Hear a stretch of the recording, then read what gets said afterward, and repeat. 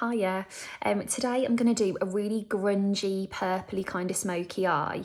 Erica, a little while ago, you had said to me, like, I know we're in lockdown, but if we weren't in lockdown and you were going on a night out, what would you wear? And I've been meaning to do it. I thought it was such a good idea. Everything I'm going to use today is either makeup artists that have made their own brand or like public figures, things like that. So I'm just going to have a big play. Just quickly before I begin, I'm going to go in with some Peaches liner and some Doll Beauty eye primer. Okay, so to start, I'm going to go in with some of these kind of plummy, dusky shades from Jamie Genevieve's Vive Essentials palette. And one of the things I loved about this palette, actually, if I just show you again, the pans are enormous. And she was saying that when you're a working makeup artist, you run out of your colours so quickly because you're doing client after client after client. And she wanted a really big pan to kind of counteract that. I've just sped ahead a bit. I've gone in with that dusky kind of plum colour and I'm going to match them up on the other side. That's all I've done so far. But I might make a few little tweaks and jumps in this video because there's quite a few things I want to show you and I want to pack it all in to 15 minutes. Now what I'm doing here, this is one fluffy brush. It's the Amy Connolly Taperer brush. And funnily enough, she's another makeup artist that made her own brand based on, you know, what she knew clients wanted and needed. And I'm just going to keep taking this back and forth. I've ballsed that up a little bit there, so I'm just going to soften that out. And I'm going to keep gently building and buffing this in. Now, I've got the plummy kinds of colours on. I'm going to go in with a clean blending brush and more of a taupe brown. And I'm going to soften that out to give that a really seamless blended finish, in particular these ends that are looking a bit messy. And I'm essentially going gently over the edge of the plum and softening it out with that kind of tan colour. You've probably seen me do this before with bronzing powder. I always think it's a really good step to just give a bit more dimension, warm everything up a little bit and make it look like you spent loads more time blending than you actually have.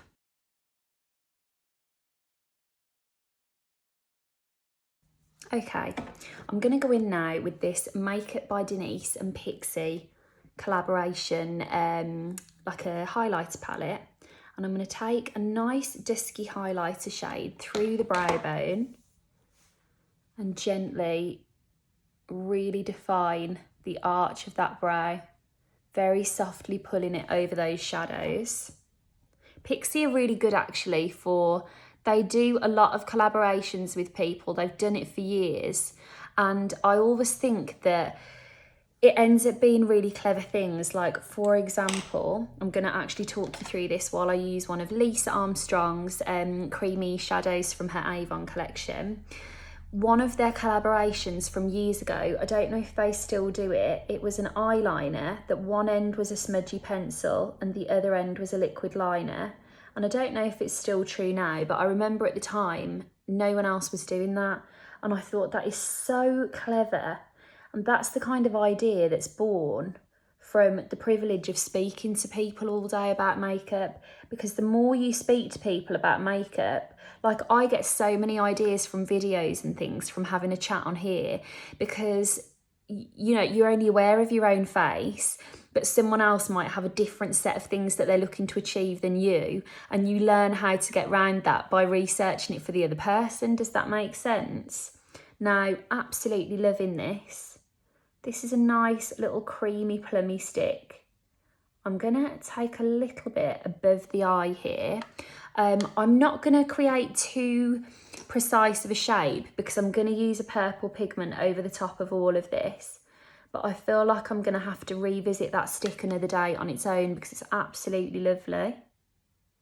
So Lisa is the head makeup artist on Strictly and has been for many years. So again, you can imagine, you know, the experiences that have gone into making that collection. I mean, if anyone on Strictly is wearing it, it is more than good enough for me, because as you know, I am absolutely mad about Strictly. She actually did a lovely interview with Sally on In the Bathroom, all about like her early life and how she was always dancing, and how it kind of came full circle then when she worked on Strictly. It's a really lovely story. Okay, I know that looks like a strange shape. I'm going to leave it like that because I'm going to go in with some absolutely bright pigment. I don't have... Do you know what I'm going to actually use? Just hear me out. This will all become clear. I'm going to take a little bit of this purple shimmer through the socket because I am going in with such a purple that I feel like it's going to be too much of a contrast if I go straight into those matte colours. But just a little bit of this glitter is going to help to frame what is about to happen when the peaches pigments come into play.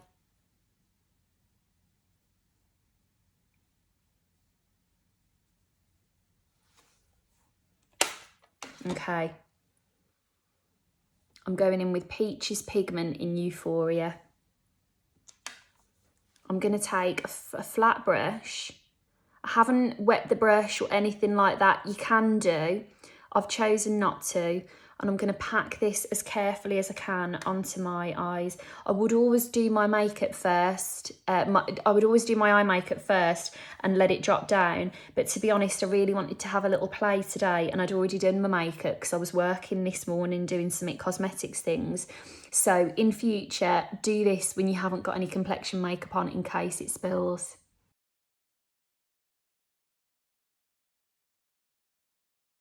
Now that is pressed on, I've got minimal drop down, which I'm delighted about. Some of it that I can see, I'm gonna just take a clean brush and skim that away. I'll tidy it up afterwards, but I'm gonna go in again. In fact, I've got it here. The brush I used to put that soft brown on with, I'm gonna really gently buff this out, and you're gonna notice that it really dilutes the pigment look already. So essentially, I want to build, blend and repeat a few times until I've got a lovely purpley finish. So stay with me, that's what I'm going to do now.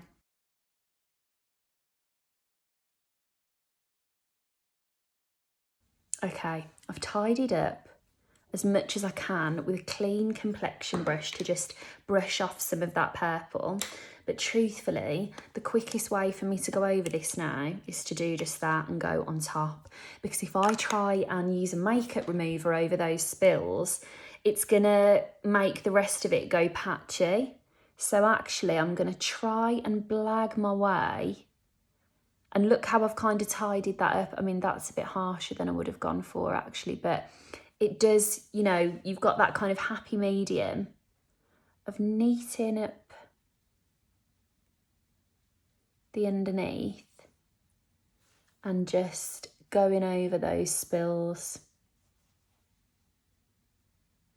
Not ideal, but we can definitely get away with it. Love that. And then obviously I've already had a bit of a face on today, so I will use this properly another day. But Doll Beauty have got a brand new mascara. This is the Showstopper mascara. I'm going to just top up my mascara with some of this. Danny and Sam, it's one of the best stories. I remember meeting Danny years and years ago. I was on the shop floor in Selfridges. She was on the shop floor, or she was like an area manager or something like that, regional trainer or something for Stila. And I vividly remember, lovely, lovely girl. We started talking. She was like, oh, you used to work at Peaches, didn't you? Yeah, I did. We were chatting that we knew the girls. And then she was like, me and my friend are thinking of starting a brand, you know, some lashes, this, that, the other. And like, look what they've made now. It is such a brilliant story. So I can't wait to try this when I haven't got anything else on, but I mean, it's absolutely lovely. The brush is very long. It's quite a bit longer than the average mascara, so I feel like that'll be nice and quick as well. Bit of a time saver. And I'm going to put a little bit of highlighter on the inner corners of those eyes. I'll use the same one from Makeup by Denise's palette. Put a bit of that on my complexion as well. And then for the lips, I'm going to use, there's another Pixie collab they've done with Louise Rowe. And she has done a palette of creamy kind of pinkies and things like that. So you could use them on the lips, you could use them on the cheeks. I'm gonna have a little play. Just quickly gonna take some of that highlighter on the cheeks. Oh, got a better brush for it here. Little bit of this on a small-ish brush, just under that eye. And as I say, I've really got Erica's kind of glam makeup brief in mind. So I'm going a bit heavier than I potentially would, making sure it's nice and luminous everywhere. I'm going to take some of Lisa's liner, lip liner. I wasn't sure what colour to go for. I'm going to go for a nice nude, I think. This is her liner in Claire. It's lovely, actually. She's named all of the products after her friends. So I've taken that all over as a bit of a base. And then this is the lovely kind of lip and cheek palette of Louise's. Gonna just brush some of that all over the lips. And I might as well match up that same colour on my cheeks.